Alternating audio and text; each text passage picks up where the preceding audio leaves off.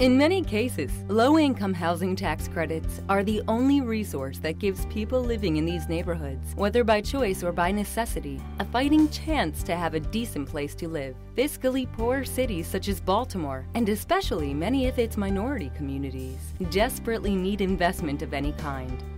A neighborhood doesn't need to be wealthy to be a nice place to live. What it does need is decent housing that people who live there can afford. Good housing in itself is not enough to create a community where people want to live, but without it, a community doesn't have a chance. Behind me is the historic Columbus School building. It is currently under construction. We're finishing the demolition process, and now we're moving toward framing the inside of the building. As part of the process, we acquired several properties on Castle Street, which is right to the east of us. We've now torn them down, and we'll make that part of the parking lot of the new building to be constructed, to be renovated here. This is an extremely important project for the East Baltimore community.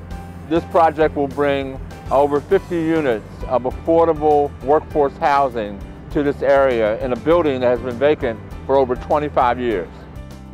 The low-income housing tax credits are virtually the only capital available to neighborhoods that have been effectively redlined by the private market. Targeting affordable housing in poor neighborhoods can revitalize those communities. Wayland Village is an outgrowth of a partnership with the WBC Community Development Corporation, the Wayland Baptist Church, Enterprise Foundation, and the Bar and Secure Unity Properties. It was conceived in 2007 and finalized in 2009 with the application to the Department of Housing and Community Development in Crownsville. We were awarded $1.4 million in tax credit properties. It's a $14 million project, and it has 90 units with 89 of them being rentable. The unique part about this particular facility is it has a senior center which provides services to the residents as well as to the community. The building itself stands as a hallmark of a dream that came out of the work that we were doing at Wayland Baptist Church.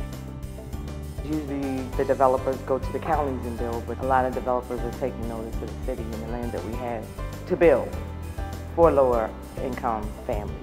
Housing developed by low-income housing tax credits can serve as a stabilizing anchor around which to revitalize a neighborhood, and without which the neighborhood doesn't have a chance. From where we are will be transformed, and it'll add another section of good, affordable housing to the City of Baltimore's registries.